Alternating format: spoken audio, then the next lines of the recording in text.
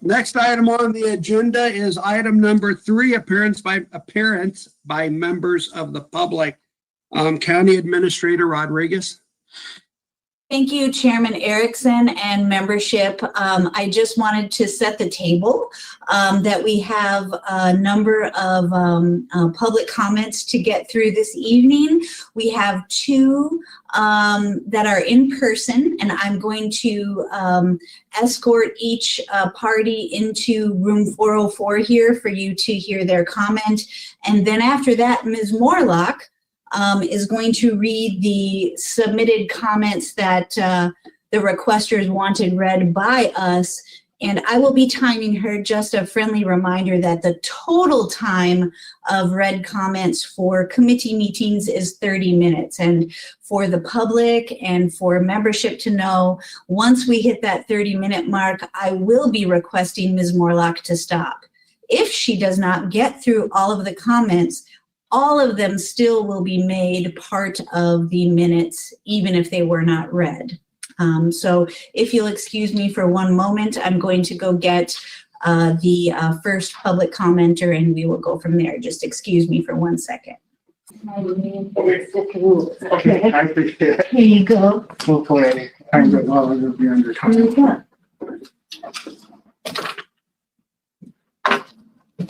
Hello, my name is Robert Garcia. I'm a resident of McLean County, and I rise today in opposition to agenda item 5.A.1, a resolution that signals opposing changes to the Illinois Qualified Immunity Act.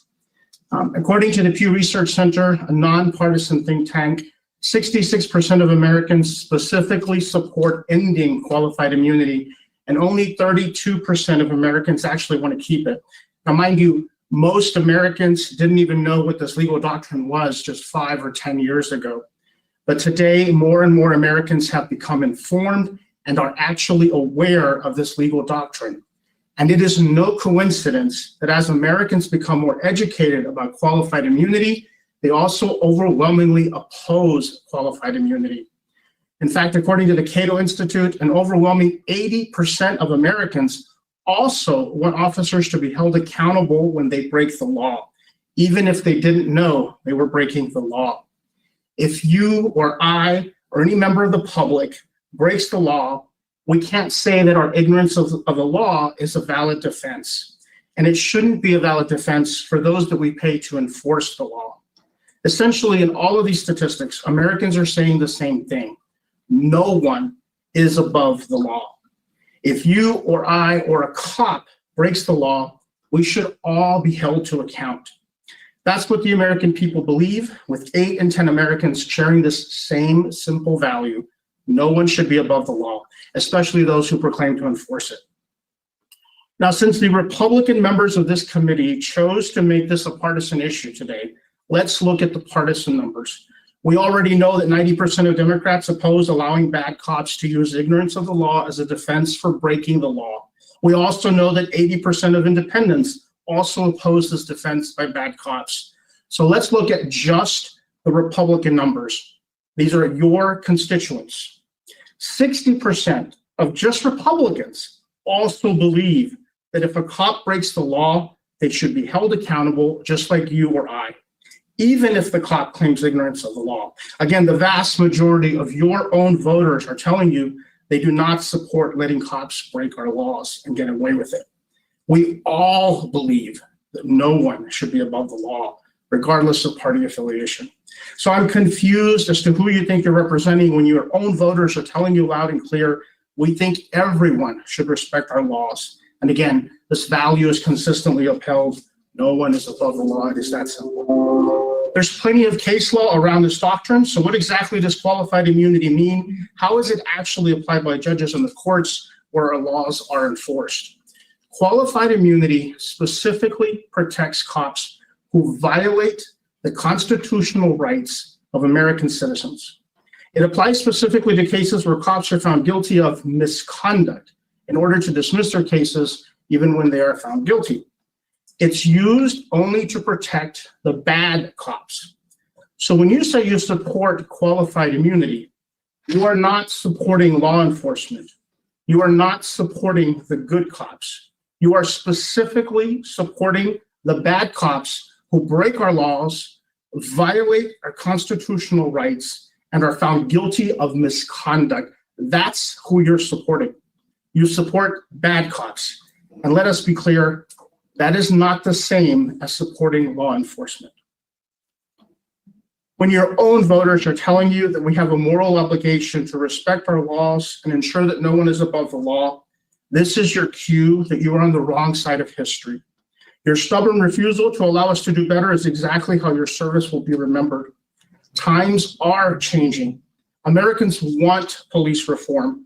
We see it as a moral duty and obligation to protect our neighbors, to protect people of color, to end systemic racism, and yes, to end the shielding of bad cops by eventually doing away with qualified immunity. The saddest part about all of this today is that this is nothing more than political theater. This resolution is non-binding and meaningless. It embodies the worst of politics. It's one-sided, it's abusive, it's partisan, it promotes misinformation and fear-mongering, and worst of all, it shows you have failed in your duties to represent the citizens of McLean County. I urge you to toss this resolution in the trash and start listening to the people of McLean County. Thank you. The Bloomington-Normal branch of the National Association for the Advancement of Colored People, NAACP, Ms. Camila Rodriguez, and the McLean County Board, the NAACP Bloomington-Normal Executive Committee. This is regarding the resolution regarding House Bill 3653. As the world's oldest, largest, and most respected civil rights organization, the NAACP supports and endorses the tenets associated with House Bill 3653. Prior to the recent onslaught of police brutality against people of color, the Illinois NAACP was on the forefront of policing issues, as we have proudly affirmed the following 10 shared principles. As I share these principles, please be aware that our community law enforcement, Bloomington Police Department, Normal Police Department, and Illinois State University Police Department share and affirm these beliefs. The Illinois State Conference of the NAACP affirms the following principles regarding the relationship between law enforcement and the community and the people they serve in Illinois. Number one, we value the life of every person and consider life to be the highest value. Number two, all persons should be treated with dignity and respect. This is another fundamental value. Number three, we reject discrimination towards any person that is based on race, ethnicity, religion, color, nationality, immigration status, sexual orientation, gender, disability, or familiarity status. Number four, we endorse the 6 pillars in the report of the President's Task Force of 21st Century Policing. The first pillar is to build and rebuild trust through procedural justice, transparency, accountability, and honest recognition of the past and present obstacles.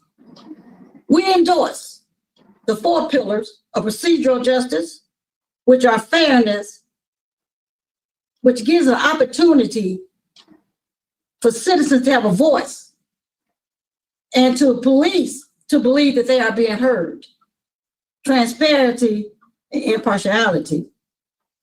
Now I'm moving on to number 6 by Dr. Carla Campbell Jackson, our first vice president of the NAACP.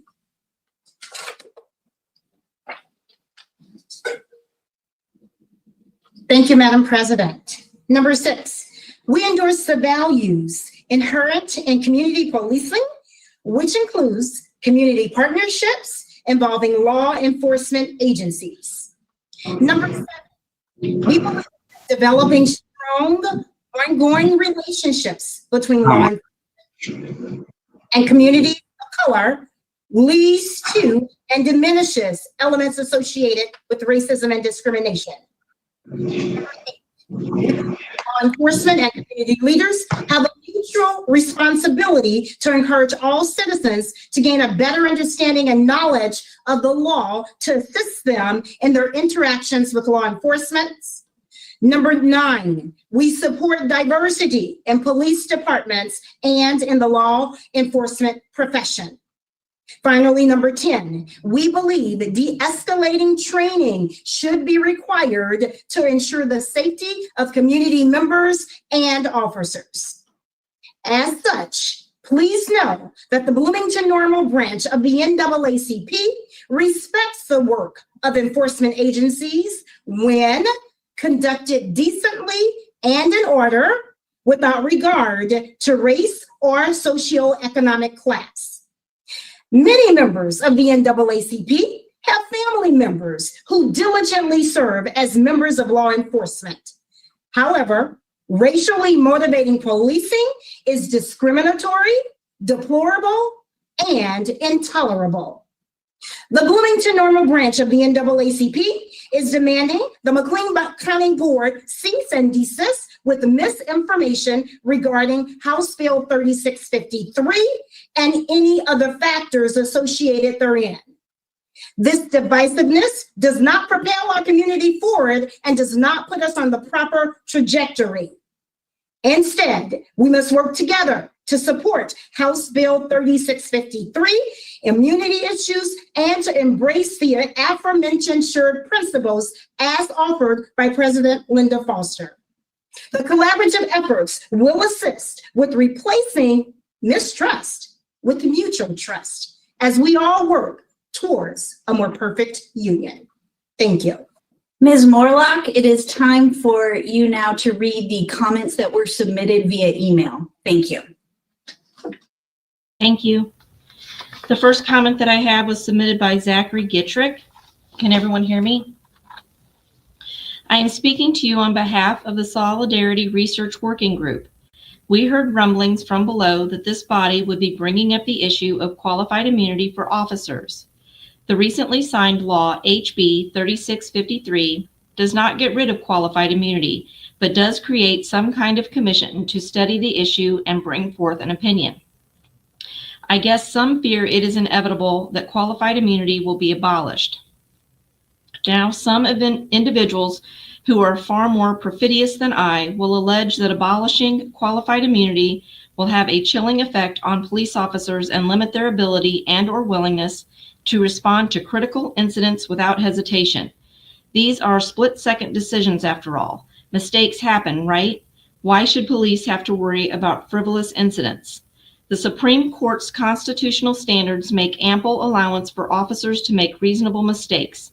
When assessing the constitutionality of a stop, the Supreme Court has said that officers must act reasonably, but, quote, to be reasonable is not to be perfect, and so the Fourth Amendment allows for some mistakes on the part of government officials, giving them fair leeway for enforcing the law in the community's protection, end quote.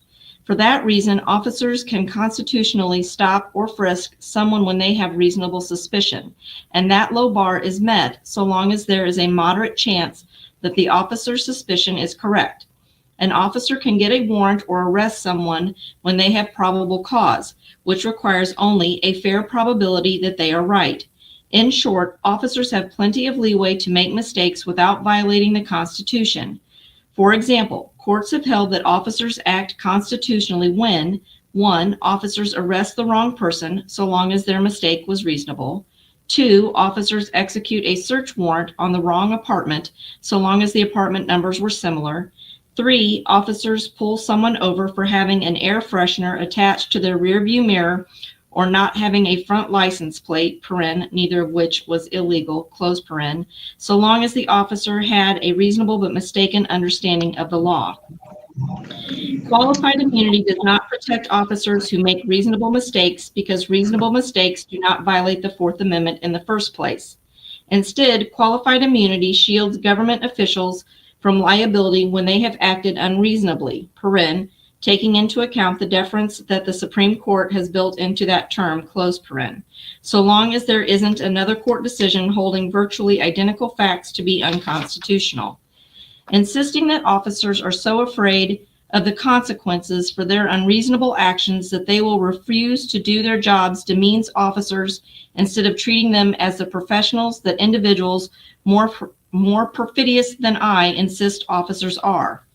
Finally, I will point out McLean County already has indemnification and duty to defend clauses in their union contract.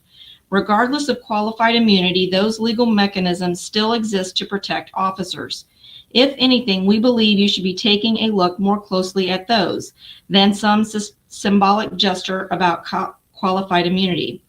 There are legitimate reasons to indemnify and defend officers, but is blanket indemnification truly the right way to go?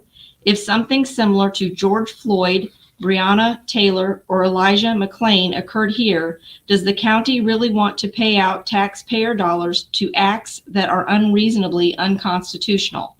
Perhaps a mechanism whereby in certain particularly egregious instances, the county could opt out. That's all we have to say on the issue. Zachary Gittrick. The next comment was submitted by Michael Swanson. My name is Michael Swanson, and I am a constituent of yours in District 7. Recently, I have learned that the Justice Committee of the Board will be considering a resolution on whether or not to support the continuation of qualified immunity in our community police departments, which was completely left out of the recent justice bill signed by Governor Pritzker. This email is being sent to inform you that I would like for you to not support qualified immunity, as it creates a dangerous culture that does not protect our communities and is abused to the point that it fails to keep our police departments accountable to public safety. Please vote against any motion to support the continuation of this practice. Thank you, Michael Swanson. Next is from Jill Blair. I would like to express my displeasure that the County Board Justice Committee is going to consider a resolution to oppose changes in qualified immunity for law enforcement. This is a nakedly partisan and fear-mongering action when we have so many more important issues to address. There is nothing in the Illinois Safety Act that would remove qualified immunity for police officers. Qualified immunity is an issue of federal constitutional law. It cannot be changed by the state of Illinois or any county government. John Sandage and the Justice Committee should be focused on county issues, not representing newly adopted state laws or stoking fear among constituents. I ask you to vote against this resolution. We should be focused on the work of the county, not getting bogged down in non-existent state issues. Thank you, Jill Blair. Next is Sherry Stroll. I have read with great interest the local and national coverage of HB 3653. I attended a webinar last week sponsored by Unity Partnership, a non-for-profit dedicated to positively impacting the relationship between police and civilians, The panel at this webinar included members of the state legislature and members of law enforcement. I also viewed a recording of the Joyce Foundation's webinar on HB 3653 this weekend. Their panel included many who worked on the bill, including a crime survivor expert. One of the myths about this omnibus bill was debunked on both webinars, yet I see that your resolution appears to be spreading the misinformation that HB 3653 ends qualified immunity for law enforcement. Why would the McLean County Board spend time spreading misinformation about this resolution? Surely you have other things you need to focus on. This past summer, our local law enforcement agencies stood shoulder to shoulder with the Bloomington-Normal NAACP and committed to the NAACP's 10 shared principles regarding the relationship between law enforcement and the communities and the people they serve. The outcry and spread of misinformation about HB 3653 from law enforcement calls into question their commitment to these principles, and that is disappointing to say the least. Please do not participate in this. If we as a community truly want to be better, this is not the way. Thank you, Sherry Stroll. Next is Kyle. I'm going to not get the last name right, so it's Auer. I am reaching out to you today as a concerned citizen because of a resolution to protect and support qualified immunity. I believe this is going in the wrong direction with police accountability. If qualified immunity is protected, then where will accountability be when officers do not do the right thing? Qualified immunity ensures that they just get a slap on the wrist with no real consequence for doing any criminal-like behavior on or off the job. We can all agree that we want those who commit a crime or an act of violence to be held liable. Then why would passing this be a good idea? I implore you to vote no on this resolution protecting and supporting qualified immunity. Thank you for your time, Kyle. And again, I apologize, but A-U-E-R is the last name, Ayer. The next was submitted by Whitney Underwood. As a resident of McLean County District 9, I support the recent Illinois Criminal Justice Reform Bill, as well as additional reforms to ensure that all citizens are equally protected and served by law enforcement. I do not support McLean County's proposed resolution opposing any future laws restricting qualified immunity. Please vote no to this resolution, as it does not represent the wishes of your constituents. In order for all of my neighbors to feel equally protected by our police, we need accountability. We can value and support our police force while also holding them accountable whenever they fail to act in an honorable manner, just like we hold anyone else accountable. Whitney Underwood. Next is from April Blair. I urge the McLean County Board to vote no on passing the proposed resolution to stand against House Bill 3653 and to support qualified immunity for law enforcement. In the court system, it has been demonstrated that the definition of clearly established, end quote, statutory or constitutional rights is so vague and unusual that it is nearly impossible to hold law enforcement accountable for misconduct, no matter how blatant. We must put the rights of citizens first, which includes their right to seek justice, even when the accused is a government official. April Blair. Next is Elizabeth Babin. Vote no on resolution supporting qualified immunity. Ending qualified immunity is a vital step to police reform. Too many police officers are getting away with murder because it isn't possible to hold them personally accountable. Sincerely, Elizabeth Babin. Next is Jenna Kearns. I am writing to ask you to vote no on the resolution supporting qualified immunity. The effect of qualified immunity has long been that law enforcement has not been held accountable for their actions, especially in cases of the use of excessive force. The way qualified immunity has been treated in Illinois courts has the effect of creating an almost limitless doctrine in the sense that it's nearly impossible for the victim of police brutality to meet the ever-expanding test to prove law enforcement violated their constitutional rights. Standing up to make changes to qualified immunity is not mutually exclusive to supporting law enforcement.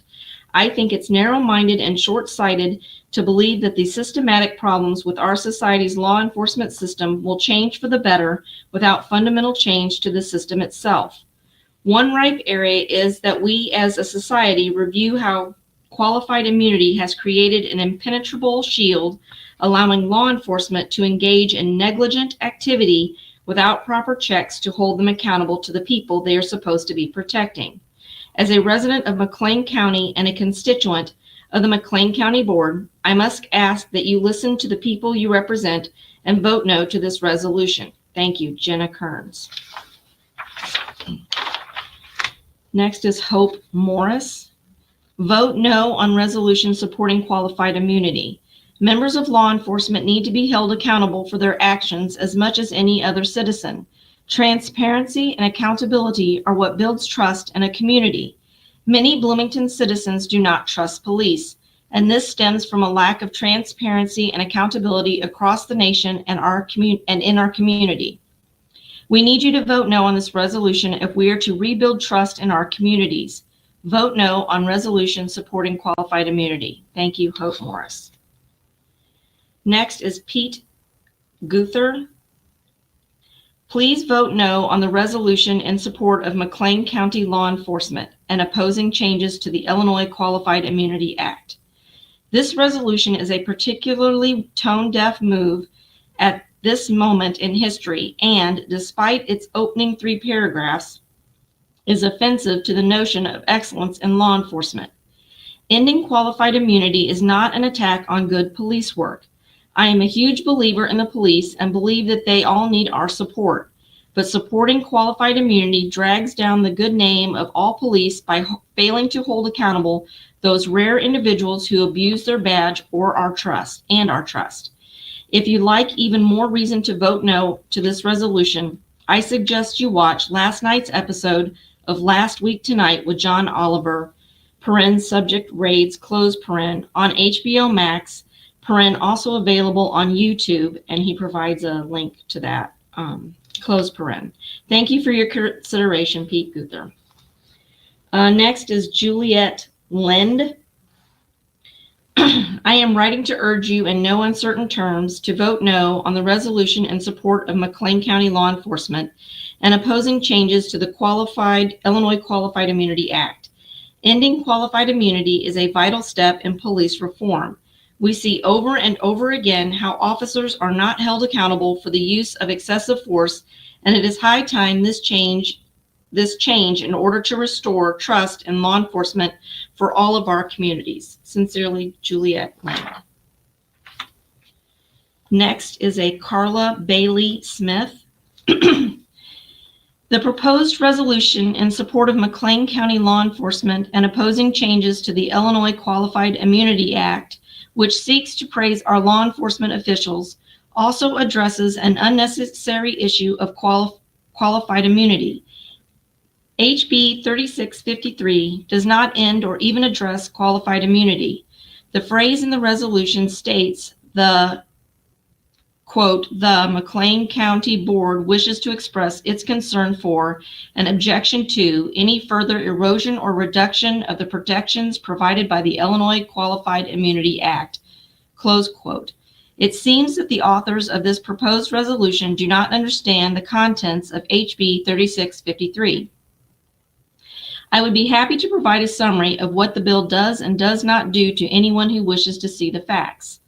The other part of this resolution, where we praise and uphold our law enforcement, seems to come from a place where law enforcement officials feel attacked or oppressed.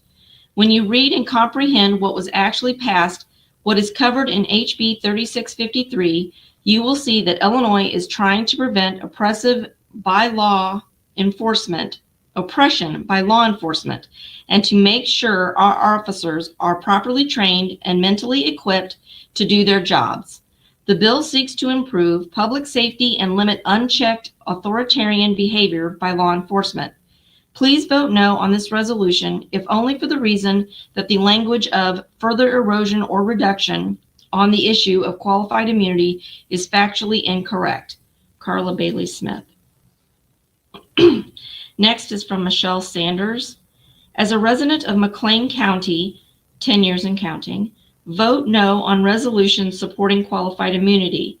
We need to trust our police again, and not being able to hold them accountable for their actions will erode that trust farther. Michelle Sanders. Next is from Sarah Breeden. Regardless of how many chest-pounding whereas statements are made, this resolution is a performative mockery of the very real problem of police brutality. Our county board and law enforcement should be embracing and resolving with meaningful action efforts to reform areas of our criminal justice system that perpetrate systematic racism and abuses of power.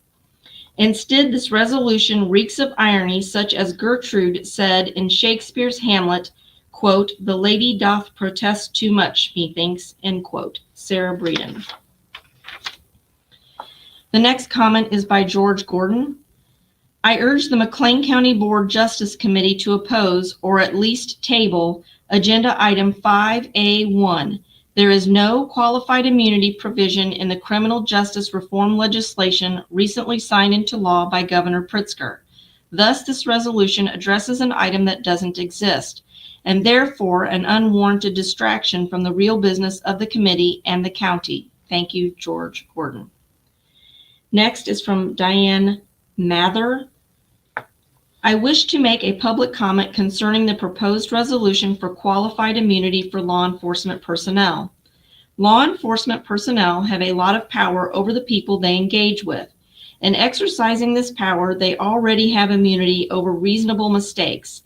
We have witnessed this by the decisions made in our courts. Our court system respects their role and grants them the benefit of the doubt. In many high publicity cases, members of law enforcement are not charged even when the evidence to the contrary seems overwhelming. Law enforcement personnel are people who emerge from our general population.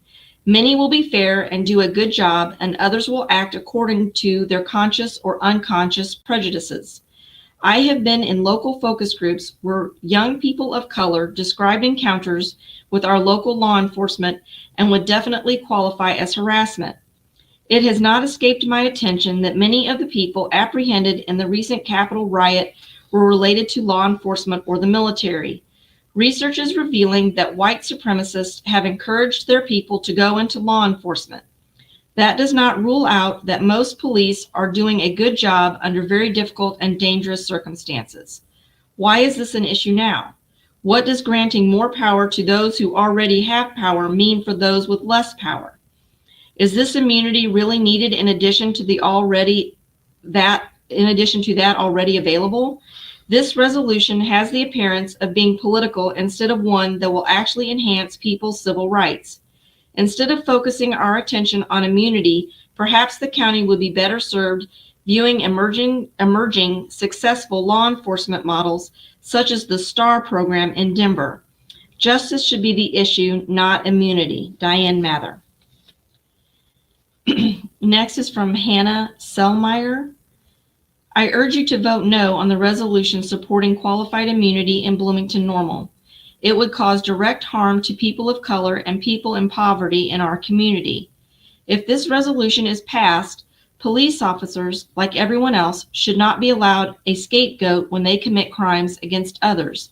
Please urge your fellow council members to vote no as well. Hannah Selmeyer.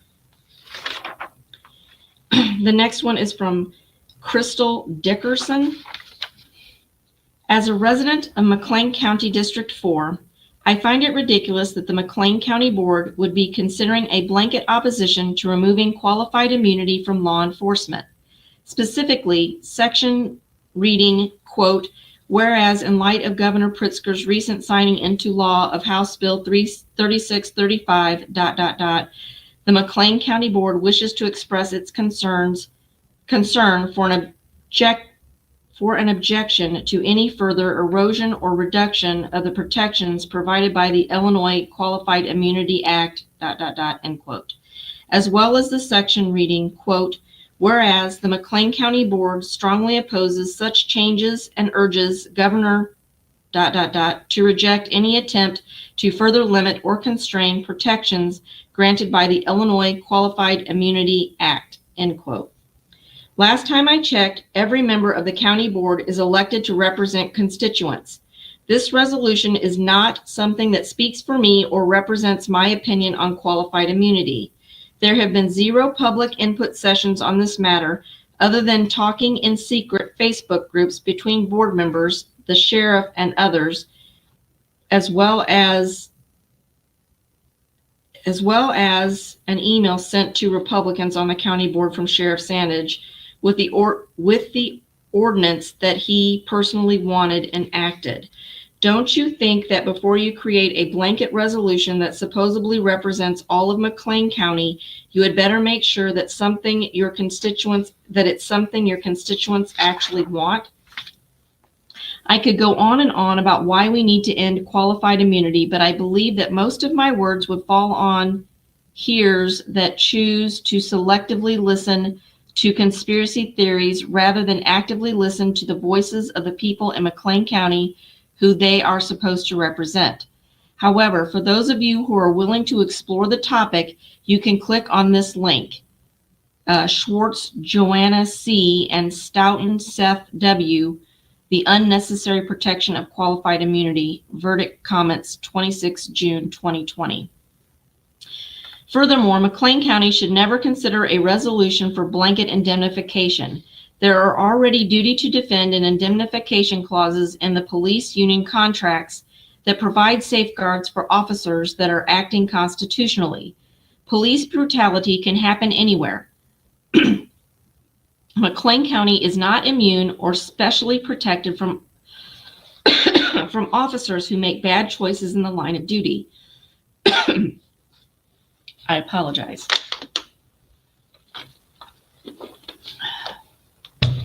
If something like what happened with Elijah McLean, Breonna Taylor, or Sandra Bland happened to someone in our community, do you think the people who live here would want their tax money being paid out in settlements that protect officers who acted unreasonably or unconstitutionally?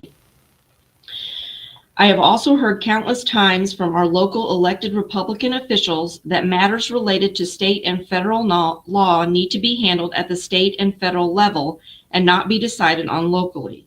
While I do not share this same opinion, I do find the hypocrisy quite amusing.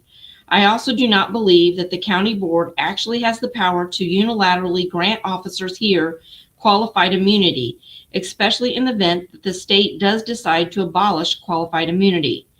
Instead of focusing on this resolution, I would encourage the county board to focus on emergency housing, homelessness, COVID-19, and getting ahead of the schedule for enacting all of the regulations included in HB 3635. The last numbers I saw from January 29th showed that we had 100 inmates pre-trial being held in jail for drug offenses, 40.9% of inmates, 7 being held pre-trial on misdemeanors, and 56 being held for felonies related to property, not people. I think a more efficient use of the Justice Committee's time would be to support the sheriff in decarceration. Thank you, Crystal Dickerson. I apologize.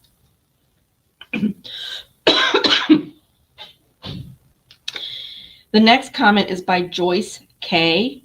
The Justice Committee should not stoke division and fear. This is a good bill for reform and does not touch qualified immunity. Next is from Nicole Boozer. Please vote no on the resolution supporting qualified immunity. Our county board should be embracing efforts to reform the criminal justice system that perpetrate the idea that police can do no wrong and do not deserve to be held accountable when their actions cross the line. We have seen too often that the current system declines to hold so-called bad police officers accountable. McLean County is not immune from officers who make decisions that hurt, maim, or kill innocent citizens. The board should be more focused on protecting the everyday citizen and their rights. Things need to change, and it begins with changing qualified immunity. Again, I urge the board to please vote no on the resolution supporting qualified immunity. Nicole Boozer. The next item on the agenda is item 5A1. Request approval of a resolution in support of McLean County law enforcement and opposing changes to the Qualified Immunity Act. As chairman of the Justice Committee, I have decided that I want to withdraw my motion until next month. I have heard from other county board members that have questions about the resolution as presently written. A month will give us time to address those questions more fully and for other members to get their questions answered. I do want to be clear that I support qualified immunity. I do think the county board should explicitly say so. However, I believe it is prudent at this time to get these questions resolved before we move forward on the resolution.